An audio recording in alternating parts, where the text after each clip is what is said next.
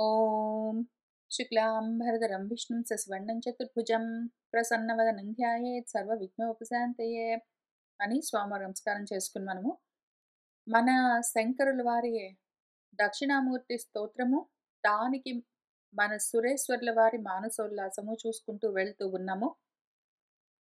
పోయిన వారం వరకు మనము ఒక బీజంలో నుంచి అంకురం ఎట్లా ఉద్భవిస్తుందో ఆ విధంగా ఈ జగత్తు మొత్తము అందులో నుంచే, ఆ తత్వం ఏదున్నదో దానికి ఒక పేరు కూడా లేదు, అందులో నుంచే మొత్తం అంతా పైకొచ్చింది అని చెప్తూ ఉంటే, ఆ పైకొచ్చిన వాటిని మాత్రం చూడగలుగుతూ ఉండి అవన్నీ ఎక్కడి నుంచి వచ్చాయో దాని గురించి రకరకాలుగా విచారణలు చేస్తున్న వివిధ మతాల గురించి మనము కొంత కొంత చూసుకుంటూ వచ్చాము.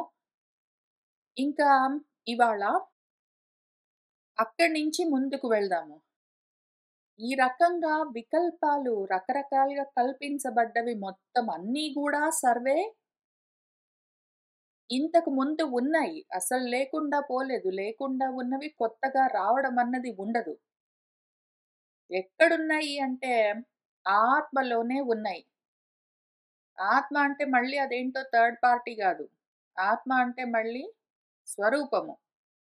ప్రతిదీ నా స్వరూపంలోనే ఉన్నది. నా వల్లే అది బయటబడి కనిపిస్తూ ఉంటుంది. ఎవరికి? నాకే కనిపిస్తుంటుంది. నేను చూస్తున్నాను గాబట్టి నాకు కనిపిస్తుంటుంది. చూసేవాడు వేరుగా లేడు. చూడబడే దృశ్యము వేరుగా లేదు. చూడ్డానికి కావలసిన జ్ఞానము వేరుగా లేదు. అంతా ఒకటే. ఆ బీజంలోనే అంకురం ఉన్నట్టు, ఆ విత్తనంలోనే మొలక అంకురించినట్టు ఇవన్నీ అందులో నుంచే వస్తాయి. అందులోనే ఉంటాయి. అందులోకే వెళ్తాయి. అంతా అక్కడే జరుగుతూ ఉంటుంది. ఈ విషయం గురించి, ఈ యొక్క విషయం గురించి ఇంకా తర్వాత కొద్ది శ్లోకాల్లో వివరిస్తూ వస్తారు. జాగ్రత్తగా చూస్తూ వెళ్దాము. ఎందుకు అంటే మనసు జారిపోయేందుకు చాలా అవకాశాలుంటాయి ఇందులో. మనసుకు పట్టుకోవడం కష్టం ఈ విషయము. ఎన్ని సార్లు విన్నా సరే మనసులో నుంచి జారిపోతుంది. ఎందుకంటే మనసుకు దీన్ని పట్టుకోవడం కష్టం. ఇది అనూహ్యము. ఊహించడానికి కష్టమైన కాన్సెప్ట్ కాబట్టి మళ్ళీ మళ్ళీ దాన్ని అడ్రెస్ చేయవలసొస్తుంది. కాబట్టి మళ్ళీ ప్రయత్నం చేస్తున్నారు. చూసుకుంటూ వెళ్దాము. ఇప్పుడు ఈ మొత్తం వికల్పాలని చెప్పుకున్నాం గదా! ఈ జగత్తు, బ్రహ్మాండము, అందులో చెట్లు, పక్షులు, మనుషులు, రాళ్ళు, రప్పలు, నీళ్ళు, నిప్పు, గాలి అన్నీ ప్రతిది గూడా కలగా కల్పించబడ్డది. ఎట్లా? మాయతో. ఎవరి మాయ? అదే ఒక తత్వం ఉంది. ఆత్మ అంటాం దాన్ని, బ్రహ్మ అంటాం దాన్ని, పరమాత్మ అంటాం. ఏదో ఒక పేరు పెట్టాలి గాబట్టి, దానికి స్వతహాగా ఒక రూపం లేదు కాబట్టి నామం లేదు. అయితే ఈ వికల్పాలన్నీ అందులో నుంచే వచ్చాయి. ఎట్లా? చూద్దాము. ఇచ్చా జ్ఞాన క్రియా రూప మాయయా తే విజృంభితాః. మాయ వల్ల ఇవన్నీ కల్పించబడ్డాయి. అది విషయము. ఇవన్నీ గూడా ఈ వికల్పాలన్నీ గూడా మాయగానే కల్పించబడ్డాయి. మాయగానే అవన్నీ విజృంభించాయి. ఆ మాయకు ఒక రూపం ఉన్నది. మాయా స్వరూపమేమి అంటే ఇచ్చా, జ్ఞాన, క్రియ. మనము ఈ మాయను అర్థం జేసుకోవాలన్నప్పుడల్లా మళ్ళీ లలితా సహస్రం దగ్గరికి వెళ్లి కూర్చోవాలి. లలితా సహస్రాన్ని స్పెసిఫిక్‌గా చాలా ఫోకస్డ్‌గా కావాలనే ఒక పద్ధతి ప్రకారము మాయ గురించి ఎక్కడ ఎక్కడ మన వేదం చెప్తున్నదో దాన్ని తీసుకొనొచ్చి మన వ్యాసుల వారు లలితా సహస్రంలో ఉంచారు. అందులో ఉంటుంది ఇచ్ఛాశక్తి, జ్ఞానశక్తి, క్రియాశక్తి స్వరూపిణి అని. ఇచ్ఛా, జ్ఞాన, క్రియలుగా ఉంటుంది ఆ మాయ. మళ్ళీ సెపరేట్‌గా వేరేగా ఉండదది. మాయా స్వరూపమేమి అంటే మళ్ళీ దానికి వేరే ఇంకొక ఆకారం లేదు. మాయ ఎట్లా ఉంటుంది అంటే నేను కదా! నేను ఆత్మ. నేను. నాకు ఇచ్ఛాశక్తి ఉంటుంది. అది నా శక్తి. మాయాశక్తి అంటే మాయ ఇచ్ఛగా మారినప్పుడు నేనొకటున్నాను, చాలా అవుతాను అని ఎప్పుడైతే నాలో ఇచ్చ కలుగుతుందో, అప్పుడు జ్ఞానంతో దానికి ఒక సాకార రూపాన్ని ఎందుకు అంటే ఆకారాన్ని. సాకారం అంటే ఆకారంతో కూడి ఉండడం. ఏదో ఒక రూపం. రూపాలన్నీ తయారు జేయడం. ఆ రూపాలన్నీ తయారు చేస్తే, ఆ క్రియ వల్ల కార్యాలన్నీ తయారవుతాయి. ఇప్పుడు ఆ రూపాలన్నీ తయారవుతున్నది కూడా మళ్ళీ నా జ్ఞానం వల్లే. జ్ఞానం వల్లే రూపాలన్నీ తయారవుతూ ఉన్నాయి. కాబట్టి కార్యాలు. ఈ జ్ఞానం ఉంది గాబట్టే ఇచ్ఛ, సంకల్పం చేస్తాను. ఈ జ్ఞానం మధ్యలో ఎందుకు బెట్టారంటే, మన వ్యాసుల వారు కూడా లలితా సహస్రంలో ఇచ్ఛా, జ్ఞాన క్రియల మధ్యలో జ్ఞానం ఎందుకు బెట్టారంటే, జ్ఞానం ఉంటేనే ఏదైనా ఇచ్ఛ కలుగుతుంది. జ్ఞానం లేని వాటికి సంకల్పం అన్నది ఉండదు. సంకల్పిస్తేనే ఈ వికల్పాలు, కార్యాలన్నీ తయారవుతాయి. ఆ క్రియ వల్ల. ఇచ్ఛ అంటే సంకల్పం. క్రియ వల్ల వికల్పం. ఈ సంకల్ప, వికల్పాల మధ్యలో జ్ఞానముంటుంది. ఈ జ్ఞానము ఎప్పుడైతే అవిద్యా రూపాన్ని తీసుకుంటుందో, సంకల్ప వికల్పాత్మకంగా మనస్సుగా మారుతుందో, విజృంభిస్తుందో, అది మాయగా ప్రవర్తిస్తుంది. అది మళ్ళీ వేరుగా ఉందా? లేదు. మళ్ళీ ఈ మాయ ఎవరి శక్తి? ఆత్మశక్తి. ఇప్పుడు ఈ ఆత్మకి ఎప్పుడైతే ఇచ్చ కలుగుతుందో దానిదే సొంత మాయ, దాని శక్తి. ఇచ్చ కలిగితే రకరకాల రూపాల్ని తయారు చేసుకొని దాని జ్ఞానంతోటే. వాటికి అన్ని నామాలన్నీ బెట్టుకుని, ఆ నామాలు రూపాలతో ఉన్న ఆకారాలతో కర్మలన్నీ చేయిస్తూ, నామ రూప క్రియాత్మకంగా ఈ మొత్తము బ్రహ్మాండం ఉన్నట్టుగా అదే చూస్తూ ఉంటుంది. కాబట్టి ఇటువైపు కార్యాలుంటాయి ఒకవైపు. అటువైపు ఆత్మ ఉంటుంది. ఈ ఆత్మకి, ఈ కార్యాలకి మధ్యలో మాయ ఉంటుంది. ఈ మాయ ఇచ్చా జ్ఞాన క్రియా రూపంగా ఉంటుంది. అదెప్పుడైతే మాయగా ప్రవర్తించకుండా ఉన్నప్పుడు జ్ఞానము దాని పాటికది ఘనీభవించి ఉంటుంది. అది దాని పాటికది అఖండంగా ఉంటుంది. ఎప్పుడైతే ఆ జ్ఞానంలో ఇచ్చ కలిగిందో, అప్పుడు ఆ జ్ఞానము రకరకాలుగా మార్పులు చెంది, అవిద్యగా, అజ్ఞానంగా కూడా మారి, మహామాయగా ప్రవర్తిస్తూ విజృంభిస్తుంది. ఎక్కడి నుంచి? ఆ ఆత్మలోనే, దాని నించే, దాని కోసమే. ఇప్పుడు ఈ ఇచ్ఛా, జ్ఞాన, క్రియాపూర్వాః యస్మాత్ సర్వాః ప్రవృత్తయః సర్వే అపి జంతవః తస్మాత్ ఈశ్వరాః ఇతి నిశ్చితాః. దీన్ని బట్టి మనము తెలుసుకునేది ఏమి? ఆత్మశక్తి అమాయ. ఆ మాయ ఇచ్చా జ్ఞాన క్రియారూపం తీసుకుంటుంది. ఇంకింతే విషయం. మాయని చూడాలంటే, మాయను దర్శించడం చాలా సులువు. మాయను చూడడము చాలా సులువు. ఎక్కడెక్కడైతే ఒక సంకల్పం ఉందో, ఎప్పుడెప్పుడైతే ఆ సంకల్పము, ఆ జ్ఞానాన్ని వాడుకుని, అది వికల్పంగా అంటే ఒక కార్యరూపంగా కల్పించబడ్డదో, అది మాయ. ఇంకింతే విషయం. చాలా సింపుల్. ఇప్పుడు ఈ మాయ మళ్ళీ నాదే శక్తి. ఆత్మశక్తే మాయ. కాబట్టి ఈ ఆత్మశక్తి ఆ మాయ విజృంభించి రూపాలన్నీ తయారవుతే అది మళ్ళీ వేరుగా ఉందా ఆత్మకి? లేదు గదా! ఒకటే విషయము. అది కారణంగా ఉంటే ఆత్మగా ఉంటుంది. కార్యంగా ఉంటే జగత్తుగా ఉంటుంది. కారణంగా ఉంటే వికల్పాలు లేకుండా నిర్వికల్పంగా ఉంటుంది. అది కార్యాలుగా మారితే రూపాలన్నీ తీసుకొని వికల్పిస్తుంది. వివిధ ఆకారాలతో రకరకాల కల్పనలుగా కనిపిస్తుంది. ఇది అర్థమయ్యిందంటే ఇంకయిపోయింది. ఎందుకు? యస్మాత్ ఏదైతే సర్వాః ప్రవృత్తయః ఈ మొత్తం వికల్పాలన్నీ గూడా ఇచ్ఛా, జ్ఞాన, క్రియాపూర్వాః నిజంగా గూడా ఏదైనా కల్పించబడాలి అంటే చెయ్యాలి అన్న ఇచ్చ లేకపోతే, ఆ సంకల్పం లేకపోతే ఏదైనా తయారవుతుందా? కాదు. చెయ్యాలి అనుకోగానే ఆ కార్యము తయారైపోతుందా ఒక వస్తువు?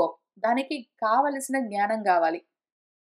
ఎంత జ్ఞానం కావాలి? ఆ వస్తువు తయారవ్వడానికి, అది వికల్పించబడడానికి, కల్పించబడడానికి ఎంత జ్ఞానం గావాలో అంతవరకే లిమిటెడ్ జ్ఞానం గావాలి. కాబట్టి దానివల్ల ఖండమైపోయిన ముక్కలు ముక్కలుగా ఉన్న జ్ఞానం కావాలి.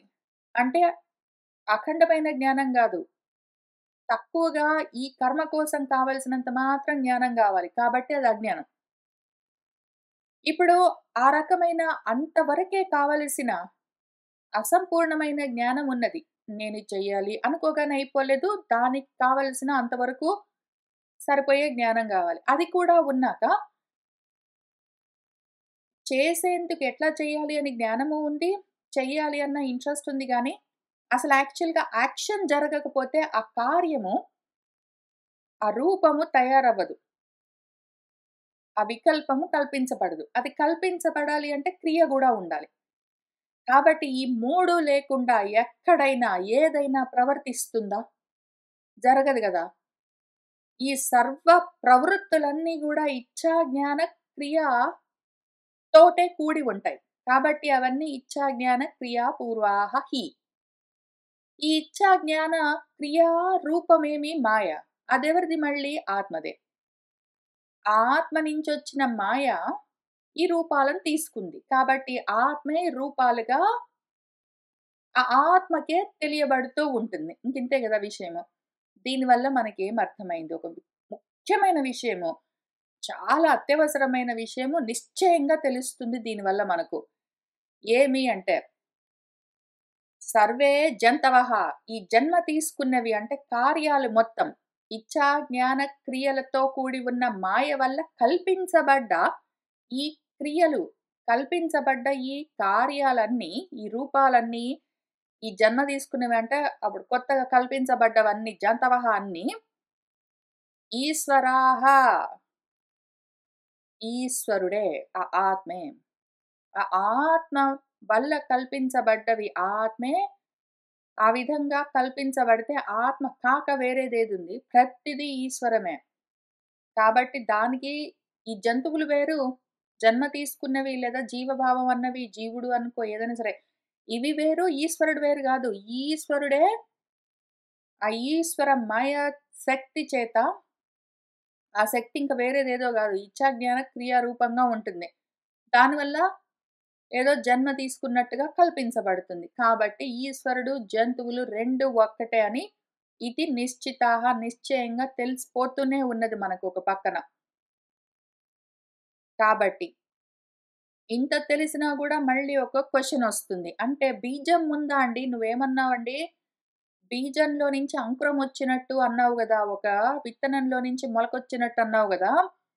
అసలా విత్తనం ఎక్కడి నుంచొచ్చిందండి? ఆ మొలక పెద్దదయ్యి, చెట్టయ్యి, దానికి పువ్వులు పూసి, కాయలు గాసి, ఆ కాయల్లో నుంచి విత్తనాలొస్తే గదా విత్తనమొచ్చేది.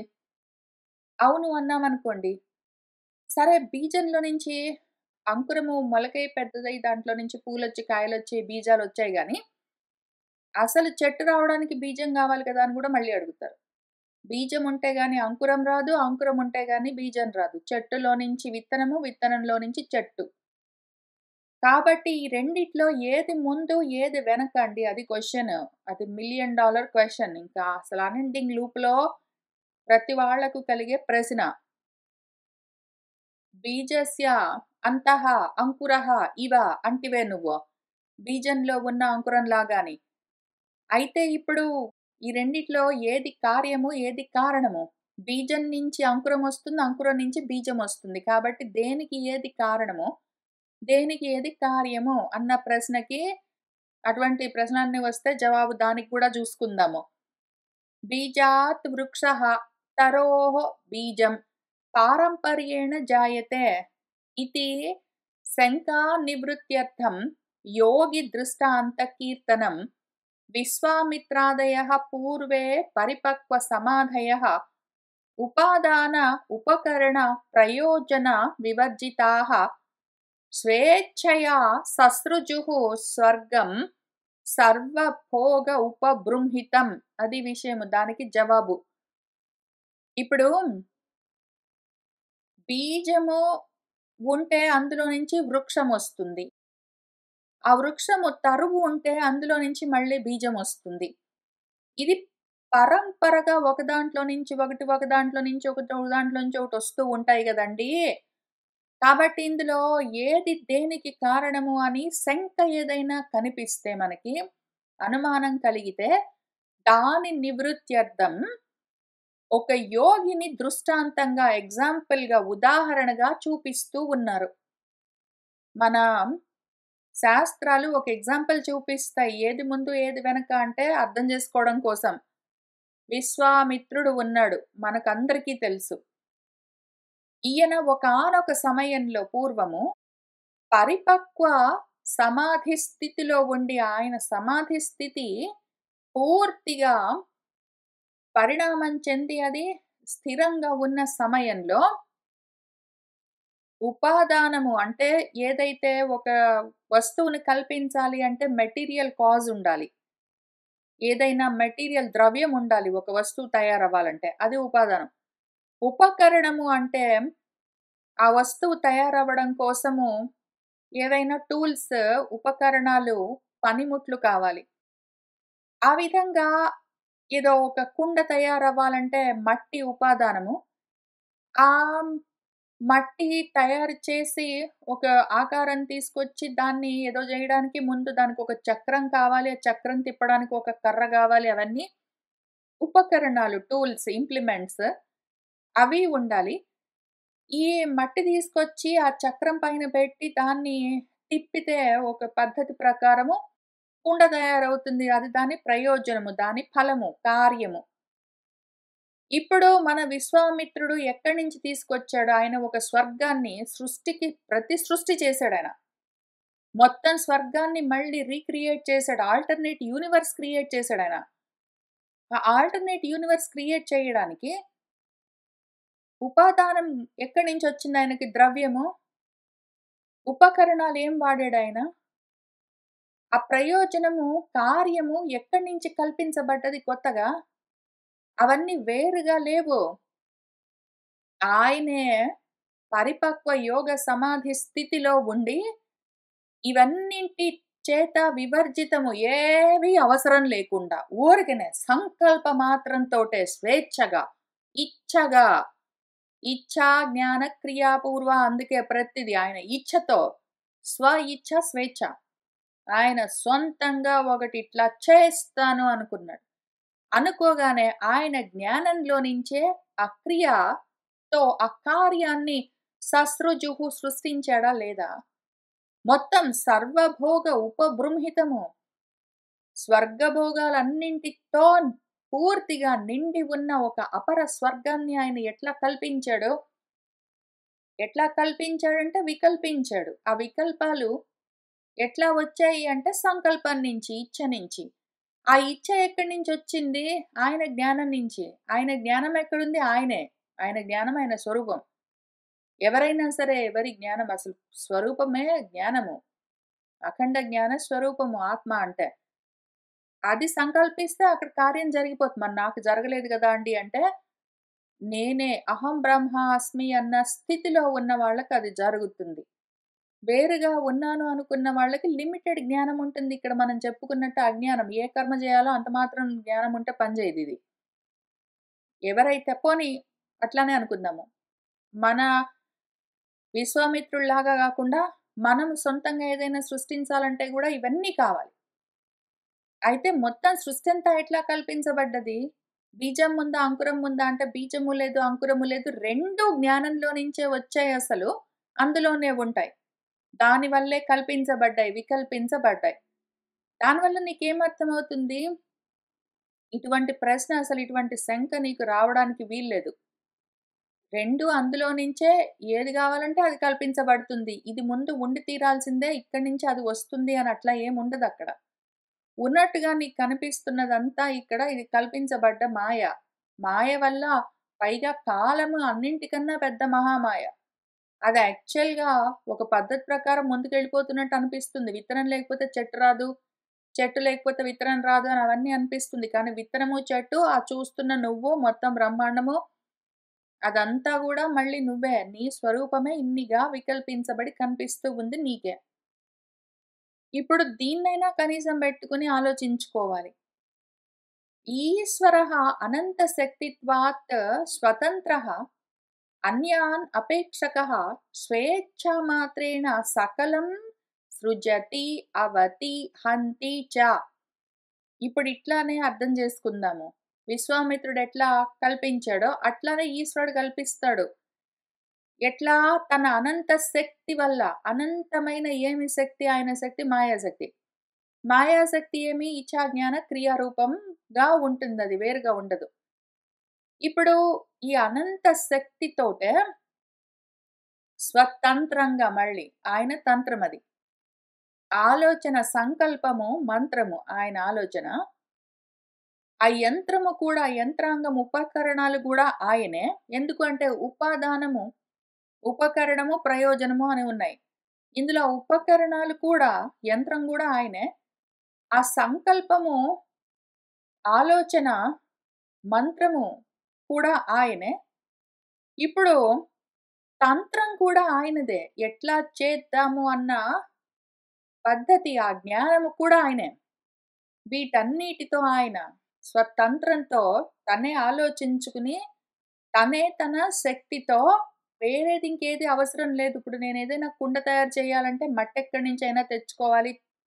ఆ చక్రం ఎక్కడి నుంచైనా తెచ్చుకోవాలి. నీళ్ళెక్కడి నుంచైనా తెచ్చుకోవాలి. నిప్పులు తెచ్చుకోవాలి. ఇంకేంటో చెయ్యాలి కానీ, ఈయన చెయ్యాలనుకుంటే ఇంక వేరే ఎక్కడి నుంచి ఏమి తేవాల్సిన అవసరం లేదు. స్వేచ్ఛ మాత్రంగా ఉత్త ఇచ్ఛ ఉంటే చాలు. సకలాన్ని మొత్తాన్ని సృజతి, సృష్టింపచేస్తాడు. అవతి, దాన్ని పాలిస్తుంటాడు, స్థితి చేస్తుంటాడు. హంతి, దాన్ని లయం చేస్తుంటాడు. అట్లా చెయ్యకపోతే ఆయన ఎక్కడి నుంచి ఏమి తేడు. ఆయనే స్వేచ్ఛగా, ఆయన ఇచ్ఛ ఉన్నది అంటే అవి వికల్పించబడుతూ ఉంటాయి. ఆయనకు సంకల్పం కలిగితే వికల్పాలన్నీ కార్యరూపాన్ని తాలుస్తాయి. మళ్ళీ అవి వేరుగా ఎక్కడి నుంచో రావు. అవి వేరుగా ఇంకెక్కడో ఉండవు. అట్లా ఉన్నాయి ఎక్కడి నుంచో వస్తాయి అంటే మాత్రం చాలా పెద్ద నష్టం జరుగుతుంది. ఏంటో గూడా చూద్దాము. న కారకాణాం వ్యాపారాత్ కర్తా స్యాత్ నిత్యః ఈశ్వరః నా అపి ప్రమాణ వ్యాపారాత్ జ్ఞాతా అసౌ స్వప్రకాశకః. ఆ ఈశ్వరుడు నిత్యము ఉంటాడు. ఉండాలి. నిత్యంగా ఉండకపోతే మరి ఈశ్వరత్వానికి, బ్రహ్మత్వానికి, ఆత్మస్థితికి అర్థం ఉండదు. కాబట్టి ఈశ్వరుడు నిత్యంగా ఉంటాడు. ఇప్పుడు నిత్యంగా ఉన్న వాడికి కారకాలు ఏమైనా కావాలా? ఏవైనా మెటీరియల్ కాజ్, లేకపోతే ఏదైనా ఇంప్లిమెంట్స్ ఏవైనా కావాలా? ఏదైనా సాధనాలు, పనిముట్లు అవన్నీ, ద్రవ్యాలు అవన్నీ అవసరం లేదు. ఏ కారకాలు అవసరం లేదు. ఏ కారణము అవసరం లేదు. అసలా వ్యాపారాలన్నీ ఆయన అనుకుంటే జరుగుతూ ఉంటాయి. అయినా కూడా వాటికి ఆయన కర్త నస్యాత్, కర్త అవ్వడానికి వీల్లేదు. ఆయనే అనుకుంటే అవన్నీ అయిపోతూ ఉంటాయి కాబట్టి ఆయనే మొత్తం అట్లా చేస్తూ ఉంటాడు. ఆయన కర్త అనుకోరాదు మనము. ఆయన కర్త అవ్వడానికి వీలెందుకు లేదు అంటే, ఉపాదాన కారణము ఆయనే. ఆ ద్రవ్యము, ఆ మట్టి ఆయనే, ఆ చక్రము ఆయనే, అది చేసే కుమ్మరి ఆయనే, తయారైన కుండ ఆయనే, అన్నీ ఆయనే అయినప్పుడు కర్తగా మళ్ళీ వేరుగా ఉండడు. అన్నీ ఆయనే అయినప్పుడు ఇంకేదో అవసరం ఆయనకి లేనప్పుడు, మొత్తం అన్నీ ఆయనే, అన్ని రూపాలు ఆయనే ధరిస్తూ ఉన్నప్పుడు వేరుగా కర్తగా ఇంకొకటి ఉంటే కదా ఉండవలసింది. కర్తగా నేను ఉంటే ఏదో కార్యంగా వేరేది ఉంటే అప్పుడు కర్త ఒకటి, కార్యం ఒకటి, క్రియ ఒకటి, అందుకు కారణాలు కొన్ని అని ఇన్నుండాలి. అయితే అసలు కారణము నేనే, కార్యము నేనే అయితే కర్తగా ఎక్కడుంటాను? కాబట్టి ఆత్మ, ఆ ఈశ్వరుడు కర్త అవ్వడానికి అవకాశమే లేదు. అందుకని ఆయన అకర్త. ఆయన అకర్త ఎందుకు అంటే, మన భగవద్గీతలో చెప్పినట్టు కార్యము ఆయనే, కారణము ఆయనే. మట్టి ఆయనే, కుండ ఆయనే, కుమ్మరివాడు ఆయనే, చక్రము ఆయనే. ఉపకరణాలు ఆయనే, చేసేవాడు ఆయనే, తయారయ్యేది ఆయనే. అందుకు కావాల్సిన ద్రవ్యము ఆయనే. మొత్తం ఆయనే అయినప్పుడు కర్తగా మళ్ళీ ఉండడానికి అవకాశమే లేదు.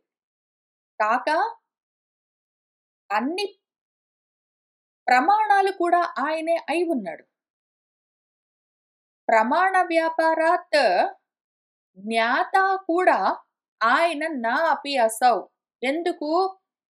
ఆయన మొత్తం జ్ఞాన స్వరూపమై ఉంటే ఒక పక్కన, ఆయనే జ్ఞానమయ్యాడు. ఇప్పుడు ప్రమాణంతోటి మనం కొలమానం వేసి, ఇదింత పొడుగ్గుంది, ఇదింత బరువుగా ఉంది, ఇది నిజంగా ఉన్నది, ఇది లేదు, ఇవన్నీ మనము ప్రత్యక్ష ప్రమాణాలు, అనుమాన ప్రమాణాలు అవన్నీ బెట్టుకుని ఎట్లా చూస్తాము? దేనివల్ల? జ్ఞానం వల్ల. జ్ఞానం అన్న ప్రమాణంతోటే ఏదైనా మనం కనిపెట్టేది. ఈయనే ప్రమాణమై ఉంటే, ఏ ప్రమాణంతోటి ఏమి తెలుసుకుంటాడో ఆయనే ప్రమాణము. ఆ ప్రమాణము వాడడానికి కావాల్సిన జ్ఞానము. ఆయనే జ్ఞానము, ఆయనే ప్రమాణం అవ్వడం వల్ల, మళ్ళీ కొత్తగా జ్ఞాతగా సెపరేట్‌గా ఉండి వేరుగా తెలుసుకునేందుకు అవకాశం గూడా లేదు. ఆయనే అప్పుడు ప్రమాణము, ఆయనే జ్ఞానము, ఆయనే జ్ఞాత, ఆయనే జ్ఞేయము. అందుకని పాపం ఆయన జ్ఞాత గూడా గాదు. ఆయన కారణము, కార్యము తానే అయి ఉండడం వల్ల కర్త గాదు. ఆయన జ్ఞానము, ప్రమాణము 2 తానే అయి ఉండడం వల్ల జ్ఞాత గూడా గాదు. స్వయం ప్రకాశకము. స్వయంగా అన్నింటినీ తెలియజేస్తూ ఉండేదేమి ప్రమాణము. స్వయం ప్రకాశకుడు అంటే అన్నింటినీ తెలియజేస్తూ ఉన్నవాడు. తెలుసుకునేవాడు జ్ఞాత. అన్నింటిని ఆయనే తెలియజేస్తూ ప్రమాణమైనప్పుడు, దేనివల్ల ఆయన దీన్ని తెలుసుకుంటాడు? కాబట్టి జ్ఞాత అయ్యేందుకు ఆయనకు అవకాశం గూడా లేదు. ఆయన జ్ఞాత కాడు అంటే ఎందుకు గాడు? అయ్యేందుకు అవకాశం లేదు గాబట్టి ఆయన గాడు. ఆయన కర్త కాడు అంటే ఎందువల్ల ఆయన కర్త గాడు? కర్త అవ్వడానికి అవకాశం లేదు గాబట్టి ఆయన కర్త గాడు. కాబట్టి అట్లా ఉంటాడు మన ఈశ్వరుడు. ఇప్పుడు జ్ఞాతృత్వమపి కర్తృత్వం స్వాతంత్ర్యాత్ తస్య కేవలం యా చ ఇచ్ఛాశక్తి వైచిత్రి సా అస్య స్వచ్ఛంద కారిత.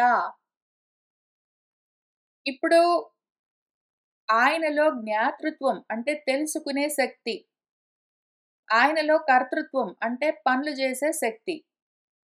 ఈ 2 ఏది ఇచ్చా జ్ఞాన క్రియాశక్తుల్లో జ్ఞానశక్తి, క్రియాశక్తి 2 ఆయనలో ఆటోమేటిక్‌గా ఉంటాయి. తెలుసుకోవడం అన్నది, ఆ పనులు అయిపోతూ ఉండడం అన్నది 2 ఆయనలో జరిగిపోతూనే ఉంటాయి ఒక పక్కన. ఆ 2 ఏ విధంగా ఆయనలోనే ఉండి జరుగుతూ ఉంటాయి అంటే, కేవలము తస్య స్వాతంత్ర్యాత్. ఈ స్వతంత్రం లేకపోతే మాత్రము జ్ఞాతృత్వము, కర్తృత్వము పనిజేయదు. ఒకవేళ ఆయన పరతంత్రుడయ్యాడంటే మాత్రం, ఇంకెవరో చెప్తే తను చేస్తూ ఉన్నాడంటే మాత్రము, ఆయనలో జ్ఞానము తగ్గిపోయి ఉంటుంది. స్వేచ్ఛగా, ఇచ్చగా క్రియలు చేసే శక్తి లేకుండా ఉంటుంది. అసలు ముందు స్వేచ్ఛ లేకుండా పోయిందంటే, స్వతంత్రత లేదు అంటే స్వేచ్ఛ ఉండదు. ఇచ్చ లేకపోతే జ్ఞాన క్రియాశక్తులుండవు. అవి లేకపోతే ఆయన ఈశ్వరుడవ్వడానికి అవకాశం ఉండదు. కాబట్టి ఇప్పుడు ఆయనలో జ్ఞాతృత్వం, కర్తృత్వం, ఆయన కర్తగా ఉండడం, జ్ఞాతగా ఉండడం ఎట్లా జరుగుతూ ఉన్నది అంటే ఆయన స్వతంత్రుడు కాబట్టి.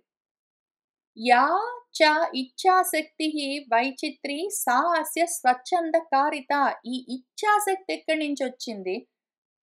జ్ఞాతృత్వము, కర్తృత్వము స్వతంత్రం ఉన్నది గాబట్టి వచ్చిందని చెప్పుకున్నాం. ఆయనకి స్వతంత్రత లేదు. స్వాతంత్ర్యం లేదంటే స్వేచ్ఛగా ఈ 2 చేసేందుకు అవకాశం ఉండదు. కాబట్టి ఆయనకి స్వతంత్రం ఉంది గాబట్టి ఆయనకి ఇచ్ఛాశక్తి ఉంది అని మనకు తెలుస్తున్నది. ఎందుకంటే ఆయన జ్ఞాత, ఆయన కర్త అయి ఉన్నాడు. అయ్యి కూడా అవ్వకుండా ఉన్నాడు అది వేరే విషయము. ఆ 2 ఎందుకున్నాయంటే ఇచ్ఛాశక్తి ఉంది. ఇచ్ఛా, జ్ఞాన, క్రియాశక్తుల్లో ఇచ్ఛ ఉంది గాబట్టి జ్ఞాన, క్రియా శక్తులు పనిజేస్తుంటాయి. ఇప్పుడు ఈ ఇచ్ఛాశక్తి ఇంత వైచిత్ర్యంతో వివిధాలుగా పనిచేస్తూ ఉండాలి అంటే అదేదుందో అది ఆయన యొక్క స్వచ్ఛంద కారిత. స్వేచ్ఛగా కర్మలు చేసే శక్తి ఉన్నదాయనకి. స్వతంత్రము అన్నా, స్వచ్ఛందము అన్నా, స్వతంత్రము అన్నా, స్వచ్ఛంద కారితము అన్న 2 ఒక్కటే అర్థము. తంత్రము అంటే పనులు చేయగలిగిన శక్తి. స్వతంత్రంగా తన పాటికి తాను కర్మలు చేయగలిగిన శక్తి. స్వచ్ఛంద కారిత అంటే తను ఇచ్ఛతో, ఛందము అంటే ఆలోచన. తన స్వేచ్ఛతో, తన స్వీయమైన సంకల్పంతో కర్మలు చేసే శక్తి. ఇవన్నీ ఉండడం చేత ఆయనలో ఇచ్చ, జ్ఞాన, క్రియ అన్న మాయ విజృంభిస్తూ ఉంటుంది. యయా కర్తుం న వా కర్తుం అన్యథా కర్తుం అర్హతి స్వతంత్రాం ఈశ్వరేచ్ఛాం కే పరిచ్ఛేతుం ఇహ ఈసతే. ఇప్పుడు ఆయనలో ఈ ఇచ్చా జ్ఞాన క్రియాశక్తులు ఉండడం వల్లే ఆయన స్వతంత్రంగా, స్వచ్ఛందంగా ఆయన ఇచ్చ వచ్చినట్టు ఆయన కర్మలు చేసుకుంటూ ఉంటాడు. ఇది ఉంది గాబట్టే, ఈ శక్తి ఆయన స్వతంత్రంగా, స్వేచ్ఛగా కర్మలు చేసే శక్తి ఆయనకు ఉన్నది కాబట్టే, దానివల్లే ఆయన కర్తుం కావాలంటే దాన్నట్లా జేస్తాడు. నవా కర్తుం లేకపోతే చెయ్యడు. అన్యథా కర్తుం లేకపోతే వేరే రకంగా జేస్తాడు. ఆయనిష్టం. ఆయనిష్టం. స్వచ్ఛందమన్నా, స్వతంత్రమన్నా, స్వేచ్ఛ అన్నా అన్నిటికి అర్థం అదే. ఆయనిష్టం. కావాలంటే దాన్నట్లా జేస్తాడు. లేతే వేరే రకంగా జేస్తాడు. లేతే అసలు చేయడు. ఊరికనే కూర్చుంటాడు. స్వతంత్రం ఈశ్వరేచ్ఛాం ఈ స్వతంత్రత, స్వేచ్ఛగా కర్మలు చేసే శక్తి ఏదున్నదో, అది ఉన్నది గాబట్టే ఆయన ఇష్టమొచ్చినట్టు జేసుకుంటాడు. వేరే రకంగా చేస్తాడు. చేయకుండా కూర్చుంటాడు. ఆయనకున్న ఈ శక్తిని ఎవ్వడు, ఎవరు దాన్ని పరిచ్ఛేత్తుం ఇహ ఈసతే దాన్ని ఎవరు తప్పించగలరు? నా ఇష్టముంటే నేనిట్లా చేస్తాను, లేదా వేరే రకంగా చేస్తాను, లేకపోతే నేను చేయకుండా కూర్చుంటాను. అది నా శక్తి. దీన్ని తొలగించే శక్తి ఎవరికున్నది? మళ్ళీ అడుగుతాను. ఆత్మ అంటే పరమాత్మ లేదా పరబ్రహ్మము లేదా ఏదో ఈ ఈశ్వరుడు. ఆ తత్వానికి ఇన్ని శక్తులున్నాయి. ఇచ్చా, జ్ఞాన, క్రియాశక్తులున్నాయి. అది మహామాయ.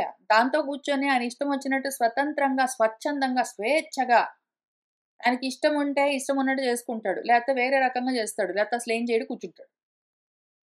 ఇప్పుడు ఈయనలో ఉన్న ఈ శక్తిని కాదనగలిగేవాడెవ్వడో? ఎవ్వడు అంటే ఆయనే.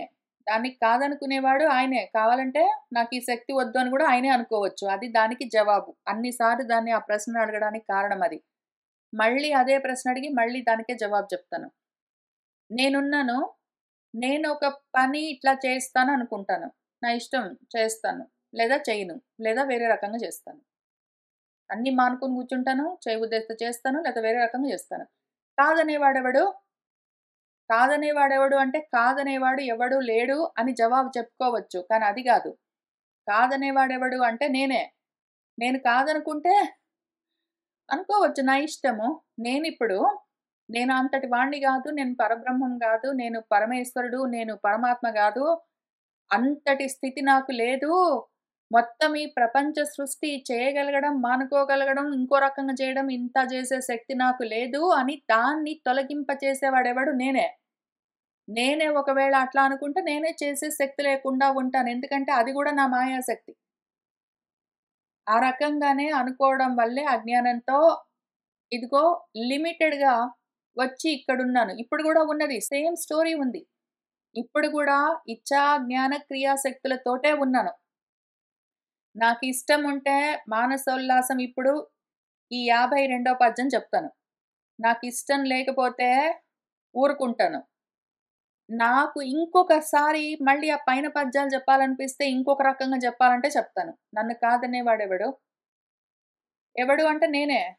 నేనే వద్దనుకుంటే అమ్మో! టైమైపోయింది. లేతే మళ్ళీ వినేవాళ్ళేమైనా అనుకుంటారేమో, లేతే ఇంకేదైనా సరే ఎక్స్‌టర్నల్ కారణానికో, ఇంటర్నల్ కారణానికో, బాహ్య ఆభ్యంతరంగికమైన ఏదో ఒక రీజన్‌కి వద్దులే అనుకుంటే, నా ఇష్టం ఏదైనా సరే నేను కోరుకుని చేస్తాను. కాదనేవాడు ఇంకెవడు లేడు. ఉన్నాడని అనుకోవడము అజ్ఞానము. ఉన్నాడు ఇంకెవడో నా చేత చేయిస్తున్నాడు. ఇంకెవడో నేను చేయకుండా ఆపుతున్నాడు. ఇంకెవడో నేను చేసిన దాన్ని మార్చేస్తున్నాడు అని ఒకవేళ అనుకోవడము నా అజ్ఞానము. అదే మహామాయ అని చెప్తూ ఉన్నారు. ఇంతకీ నేనిక్కడికే ఆపుదామని నిర్ణయించుకున్నాను. నా ఇష్టం. 51 శ్లోకం దగ్గర ఆపుదాం ఇవాళని నిర్ణయించుకున్నాను. నా ఇష్టం. వచ్చే వారం 52 శ్లోకం దగ్గర నుంచి చెప్తాను. లేదా మానుకుంటాను. లేతే వేరే రకంగా చెప్తాను. లేదా ఇవాళ ఇంతకుముందు పైన చెప్పిన దగ్గర నుంచి మళ్ళీ మొదలుపెట్టి చెప్తాను. నన్ను ఆపేవాళ్ళెవరు? అంటే నువ్వు చెప్తే చెప్పు మేము వినమని మీరనుకున్నారనుకోండి, వినక్కర్లేదది. మీ ఇష్టము. మీ ఇచ్చ, జ్ఞాన, క్రియాశక్తి అది. కావాలంటే మీరు మళ్ళీ నేను ఫస్ట్ నుంచి చెప్తే వినండి, మానుకోండి. లేదా ఇంకొక వేరే వాళ్ళు ఇంకెవరైనా చెప్తే వేరే రకంగా వినండి. దాంతేముంది. కాబట్టి ఇచ్చా, జ్ఞాన, క్రియాశక్తులు మహామాయ. అవి ఉండడం వల్లే నేనిట్లా చేయడము, వేరే రకంగా చేయడము, లేదా చేయకుండా పోవడము అన్న రకరకాల వికల్పాలన్నీ జరుగుతూ ఉన్నాయి. అయితే ఆ శక్తంతా నాదే మళ్ళీ. అనంతమైన శక్తి అది. అంతా ఇంతా గాదు. అనంతమైన శక్తితోటి కూర్చున్నాను. కూర్చొని అంత శక్తి నాకు లేదని గూడా నేనే అనుకుంటాను పైగా. అది గూడా మళ్ళీ నా మాయాశక్తే. కాబట్టి ఇవాల్టికి ఇక్కడికి ఆపుతున్నాను. మళ్ళీ 52 పద్యం దగ్గర నుంచి వచ్చే వారం కలిసి కూర్చొని చదువుకుంటూ వెళ్దాం. కావాలంటే మళ్ళీ పైనుంచి చదువుదాం, లేదా ఇక్కడి నుంచి చదువుదాం, లేకపోతే ఇంకేమైనా చేద్దాం. సర్వం శ్రీకృష్ణ పరబ్రహ్మ పాదారవిందార్పణమస్తు.